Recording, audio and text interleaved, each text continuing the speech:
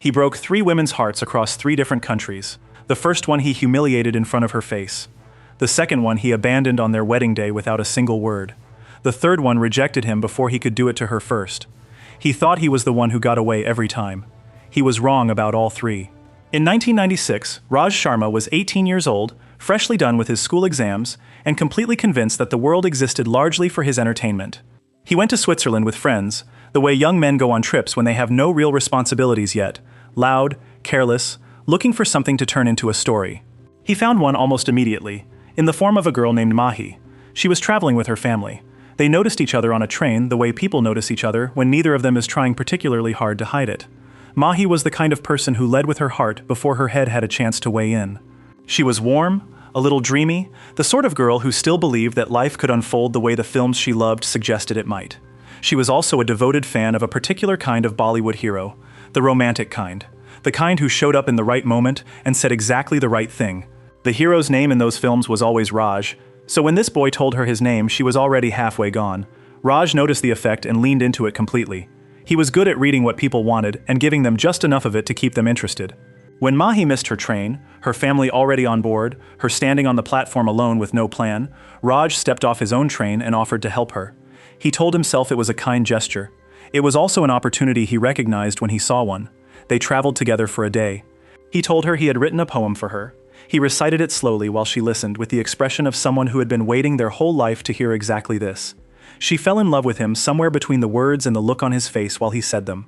At the airport the next morning, she told him to contact her when they got back to India. She said they could speak to her family after that. She said it shyly but directly, the way people say things when they mean them completely. Then she unfolded the piece of paper he had given her. It was blank. There had never been a poem.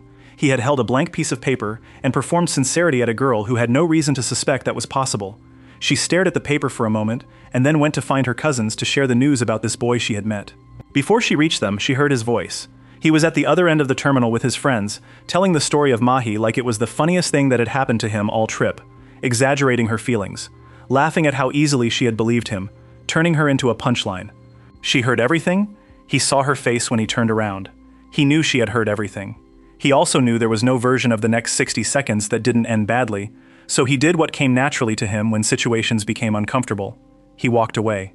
Mahi flew home with a blank piece of paper and the specific understanding that she had given her heart to someone who had been performing the whole time. It was the kind of wound that doesn't announce how deep it is until much later, when you find yourself unable to fully trust something that should be easy to trust.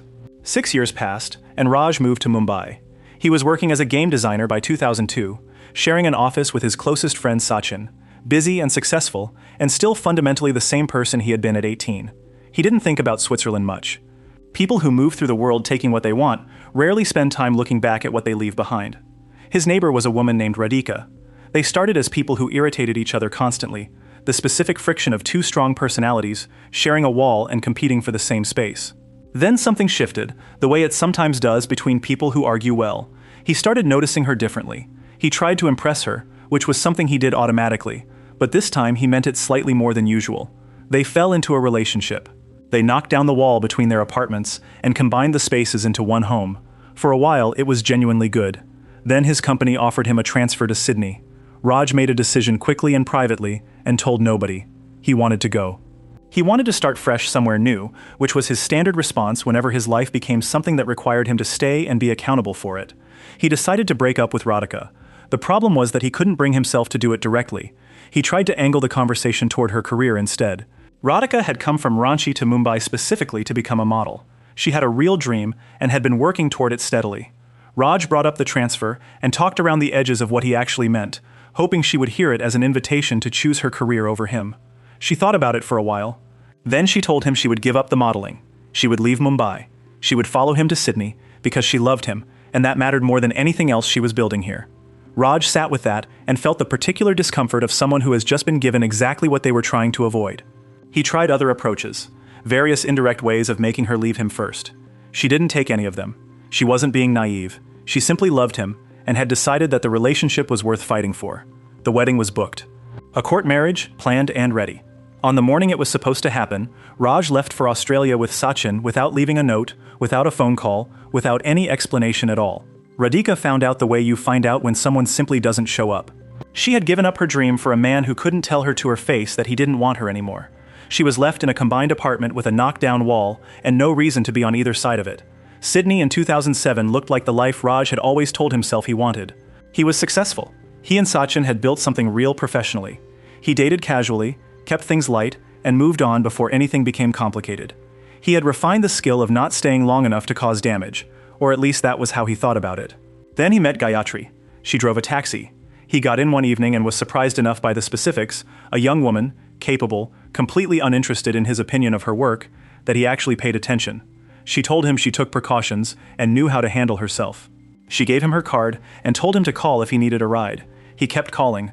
Over weeks, and then months, the rides became conversations, became something he looked forward to, in a way that crept up on him before he had time to manage it. Gayatri was working multiple jobs while studying at a business school. She was building something entirely on her own terms and had no interest in anyone else's timeline or expectations. She also didn't believe in marriage, didn't believe she needed a relationship to have a full life. She had thought about it and arrived at a clear position, and she wasn't apologetic about it. Raj proposed anyway. He arranged something genuinely romantic, the kind of effort he had never extended for anyone before because he had never before wanted to. He meant it this time in every way he was capable of meaning anything. She turned him down. She reminded him gently but clearly that she had always been honest about who she was and what she wanted. She hadn't changed. She walked away. Raj stood there and felt something he didn't immediately have a name for. Then he recognized it. It was exactly what a blank piece of paper felt like from the receiving end. It was what standing in an empty apartment felt like when the other person had left without an explanation. He had been on the other side of this feeling twice before, and he had never stopped long enough to understand what he had caused. He understood it now. He took time off work and went back to India. He had 2 stops to make. The first was Amritsar, where Mahi lived. She was married, 2 sons. A husband named Jogi, who had loved her faithfully for years. Jogi met Raj at the door and recognized him immediately, the way a person recognizes the source of damage they've been living with for a long time. He told Raj what Switzerland had actually cost. Mahi had never fully healed from it. She had married Jogi because she was supposed to, because life kept moving and you had to move with it. She was a good wife, she was a good mother, but she had never truly given Jogi her heart, because the last time she gave it to someone unreservedly, that person had stood across a terminal laughing about her. Jogi loved her completely and had been living beside someone who couldn't let herself love him back. Not because she didn't want to, because she had stopped trusting that love was something safe. He told Raj to leave. Raj didn't leave. He found a way into the house through a cousin, joined the family during a wedding celebration, earned small amounts of trust over several days, and eventually stood in front of Mahi and apologized with the directness he should have used 11 years earlier at an airport. He told her the person she had been waiting to love was already in the house, that it had always been Jogi, that what happened in Switzerland was his failure entirely and had nothing to do with whether she deserved to be loved. Jogi heard the conversation from nearby. He walked in afterward, and the wall that had stood between them since the beginning of their marriage quietly came down. Raj left Amritsar and went to find Radhika. She wasn't the person he remembered. She had rebuilt herself from the foundation up. She was Shreya Rathore now, a name that appeared on billboards and in magazines, a career constructed entirely on her own, with no help from anyone who had promised to stand beside her and then didn't. She wouldn't see him at first. He tracked her to a vacation and stood in front of her and asked for the chance to apologize. She gave him the chance in the most punishing way she could design. She made him her assistant. Every small task, every inconvenience, every humiliation she could arrange within the boundaries of what was technically employment. She wanted him to feel something close to what she had felt standing in an apartment on what was supposed to be her wedding day. He did every task without complaint, without arguing, without performing patience in order to get credit for it. He just did the work. It frustrated her more than his excuses would have. She had been ready for excuses. Eventually she told him to go, that she couldn't forgive him, that the hatred had been in her too long and gone too deep. He accepted it and booked a flight home. She came to the airport. She didn't come to take him back. She came because she had spent the days after sending him away thinking about what carrying that hatred for the rest of her life would actually look like, and she didn't like what she saw. It wasn't forgiveness for his sake. It was the recognition that the anger she had been keeping inside since that empty morning in Mumbai was hurting her more than it was hurting anyone else. She told him that. She forgave him because she had decided to put it down, not because he had earned it. Then she said goodbye and meant it. Raj flew back to Sydney. He got to his apartment and found letters on the doorstep. Dozens of them, all from Gayatri, all written across the 6 months he had been away. She had come every day. She had written every day. She had arrived at the feeling she had refused to acknowledge when he was standing in front of her asking for exactly this. and by the time she got there he was gone. He was reading the last one when a new one appeared under the door. He opened the door, she was still there.